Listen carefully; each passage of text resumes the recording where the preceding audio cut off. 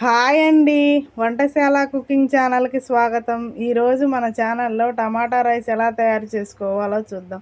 ముందుగా stove on చేసి బాండీ పెట్టుకొని ఒక గరిటె నూనె వేసుకొని చెక్క, లవంగాలు, ఉల్లిపాయలు, పచ్చిమిరపకాయలు వేసుకొని బాగా వేయించుకోవాలి. ఉల్లిపాయలు, పచ్చిమిరపకాయలు బాగా దోరగా వేగిన తర్వాత ముందుగా కోసి పెట్టుకున్న టమాటాలు వేసుకొని బాగా కలుపుకోవాలి.